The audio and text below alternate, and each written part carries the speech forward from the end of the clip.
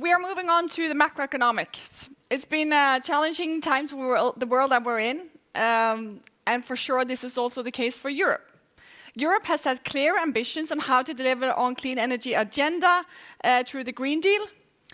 But given the situation that we're in, how does offshore wind fit into this picture? We have the macroeconomic expert, chief economist of SpareBank, Elisabeth Holvik, with us. Welcome, hear her perspective, and the excellent chief economist of SpareBank, Kyrre Knutsen, will answer some questions afterwards. There are some global megatrends affecting both Norway and Europe at the moment. We are facing an increasing power struggle between the US and China. China is planning its next long-term strategy with an aim to become more self-sufficient in energy and technology. As a small open economy, Norway is particularly vulnerable should trade wars intensify and deglobalization intensify. We are facing a time of energy transition. Norway has a strong starting position as we are already self-sufficient with hydropower electricity. Our main challenge as a nation is our dependence on the oil activity, both for employment and export, and also for the large government revenues generating from the oil sector. We need to change. In order to remain self-sufficient with renewable energy in the future, given that we have decided to electrify oil production, we need to increase production of renewable energy quite a lot in Norway. The most cost-efficient would probably be windmills close to the large cities where the energy is consumed. But as we have learned, windmills in our back or front yard is not popular. Therefore, although it is far more expensive to produce electricity offshore, it is easier to get both political and public support for location at offshore. This wish to hide away the production site to remote area would most likely be an issue in every country going forward. Being a first mover will give Norwegian companies valuable experience it can utilize in building an export industry. Offshore windmill could build on our competitive advantage in both energy and offshore. Export of service connected to renewable energy is in fact already on the rise in Norway. The question is, can it replace export revenues from the oil sector? If you look at Norway's trade balance, excluding oil, it is a tremendous negative, close to 300 billion NOK a year, and it has grown sharply over the last decade. Last year, Norwegian export value was 1,300 billion NOK. Export of service, equipment, and technology connected to renewable energy was only 10 billion NOK. In order to increase export from other areas than oil, there are some key challenges connected to competitiveness we need to address. If you look at wage growth in Norway since the year 2000, it has been far higher than the wage growth in other countries. In Norway, wages have increased by 100% since the year 2000, while in Germany and France, they have increased by 30%, Sweden by 45%, and Ireland next to nothing. Competitiveness can be maintained if the productivity growth is in line with wage growth. Unfortunately, the productivity growth in Norway has been far weaker than the wage growth. The result is a sharp decline in cost competitiveness. Norwegian exporters have been saved by a weak currency. The Norwegian krone is currently about 30% weaker against the US dollar compared to the average since the 80s.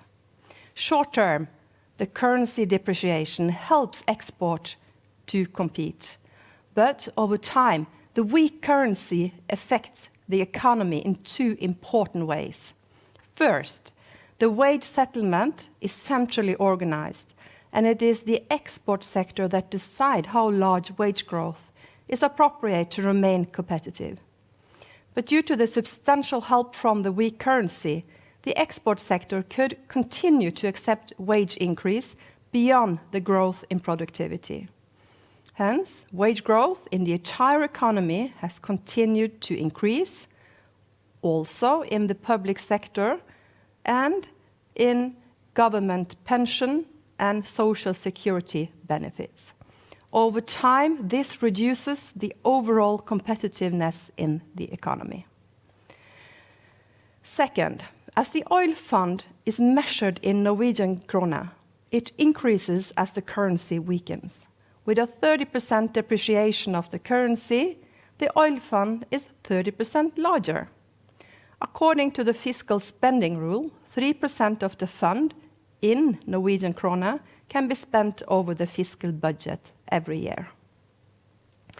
The combined effect is that the size of the public sector in Norway has grown to one of the world's largest in percent of the economy, helped by the weak currency.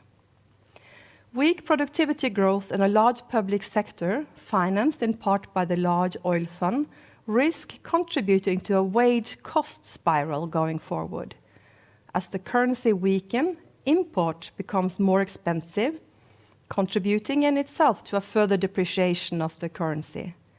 If this continues, it might drive up further demand for wage growth and also the need for higher taxes to compensate for higher imported prices of public sector consumption. This might reduce the willingness for private investors and for companies to invest in new and high-risk projects in Norway, as it is a considerable risk of future higher wage demands, increased costs, and higher tax level. It will probably take further public investments and subsidies to develop the offshore wind energy industry. The aim of such public investment would be to help create new export companies, which will employ high-paid employees. Today, the tax revenues and the wider economic impact from employment in oil and oil service companies have a very large effect on both local community and government tax revenues. We need to make sure the competitiveness of Norway incentivize companies to invest and develop profitable new jobs without depending on government subsidies. To return to my first comment on the global power struggle, there are 3 structural changes facing the Norwegian economy in line with the rest of Europe: aging of the population, reduced productivity growth, and lower credit growth. And for Norway, the gradual decline of the oil activity. These structural challenges will make it harder to compete with nations not burdened with these challenges. Offshore wind is a promising opportunity for Norway and a natural new line of business building on our proven track record of innovation in offshore, risk management, finance, fish farming, oil, and energy. Norway is already ahead in the shift towards being an electric nation, but in order to fully utilize this, we need to ensure that we improve the competitiveness of Norwegian businesses. As member of a government-appointed committee to look at ways to improve growth, innovation, and competitiveness, this is a question close to my heart. In my view, the first step towards change is to acknowledge the tremendous help we have had from the currency depreciation, and that we need to improve competitiveness with other measures going forward.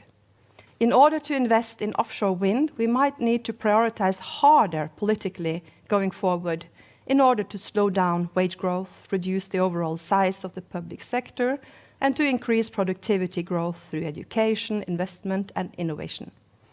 This is not easy going into another wave of lockdown due to the corona and facing a new election next year. But I will do my best to raise these issues in order to make it possible for Norwegian companies to succeed in taking a lead in the development of offshore wind and other renewable energy technologies. I wish you all the very best and good luck, and do stay safe. Thank you.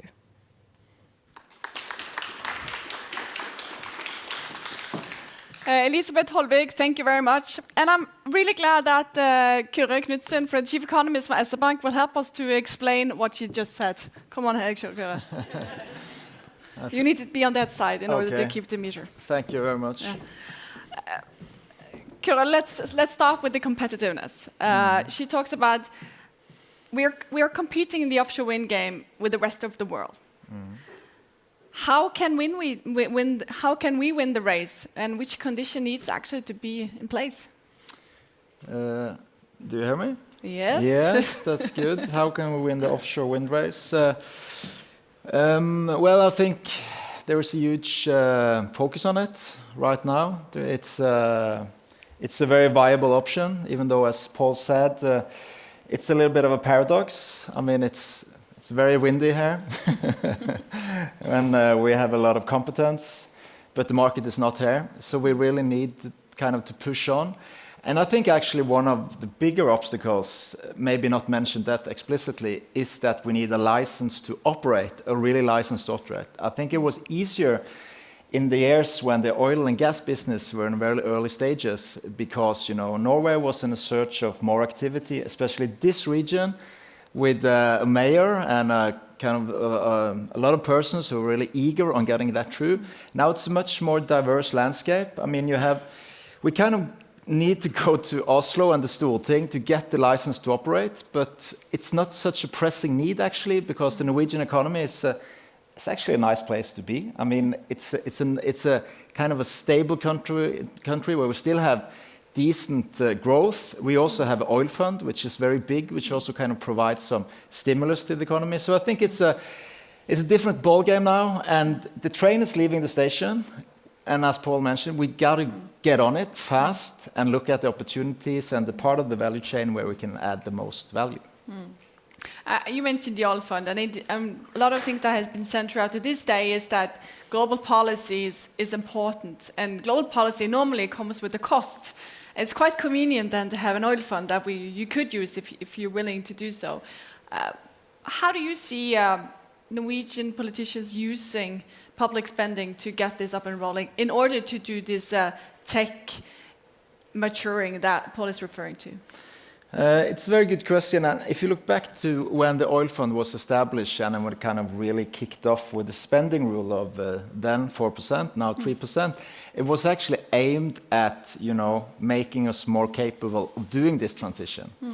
But there is a paradox there as well, because the oil fund is basically funding all deficits on the public budget pro rata. So it's not like we have 300 billion NOKs available for technology investments, for transformation capabilities for the Norwegian economy. It's actually mostly funding the social security system. And that's a part of the paradox, and I think also as a politicians, that issue should be raised a little bit higher, even though it's a wonderful mechanism, because it separates the value, the wealth, and the spending from the annual money flows. But I think we need to do more of the same, and improving competitiveness is not easy. Doing to try to, as Elisabeth mentioned, it's a huge task to try to contain wages. I mean, Norway is a very special country because we have a very compressed wage scale. So if we compare to other countries, highly educated, skilled people in Norway is actually cheap. The challenge is not there. So if you want to do something, you have to accept lower wages. Then you have to accept a system with less benefits for those who are where social benefits is an option to lower wages. So it's a very complex issue. Also when it comes to wage formation, which is based on the frontfag model, where manufacturing is setting the bar for the rest of the economy. And you didn't know this, but Kyrre is also here to answer one of the big questions of today. It's actually commenting on the US election. What's happening and what are your expectations in general? I think we just start in general. Trump, Biden, what will happen? My expectation is to expect the unexpected. And we saw the speech just recently by Trump. It was kind of that, you know, he was firing everywhere. He was hedging towards himself winning, which he says he already have won. Obviously, he has not won yet. He will try to take it to the Supreme Court if necessary. So it will be some chaotic days, months ahead. It might go into next year because there's so many who have voted in advance, and they can be challenged or contested into the courts. So it's a very unpredictable situation, actually. And it was a little bit disappointment, more like on a, not academic level, but when it comes to the polls, where Biden was leading by 9 percentage points yesterday. That's 3 times the lead Hillary Clinton had. So it seemed... And the polls were adjusted, you know, toward this voting in the swing states.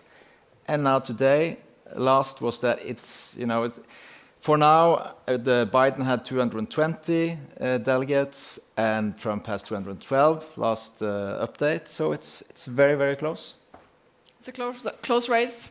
So, but, and more important, I mean, how we will form the House of Representatives, probably be Democratic. The Senate is Republican. If Biden managed to get, you know, both presidency, Senate, and House, he will get in full control. If not, it will be like in Norway we have a mindretallsregjering. But if you have a really angry little brother who is kicking you on the, you know, foot all the time, that's the situation you will have in the US over the next years. If Trump gets presidency and they still continue to have the House, or Biden gets presidency but not get the Senate. So. Unfortunately, it doesn't look like there's a very happy outcome, and it's uncertain. But I think also for Norway, we managed to deal quite well with this kind of, you know, challenging times with Trump when it comes to the bilateral dialogue with the U.S. Thank you for that short analysis of the U.S. election, Kyrre. Thank you. What's happening now is that we are going to have some lunch. Kyrre, you're free to go down from the stage if you want. You can give him an applause. Thank you. I'm just glad that someone joined me up here today. So this is special circumstances these days. So you are in the kind of zones. So these are the yellow zone, and these are the blue zones. You will leave the room first, go to the outer part of the room, and you will be closer to this side. We will be back in 45 minutes, so that is 11:50. So we are 10 minutes late, but I think we can handle that in a good way. So please be back 11:50. Make sure you use the håndsprit, sanitizer, and keep your distance. It's your responsibility to keep your distance, and please don't be too eager on the coffee. Thank you for now.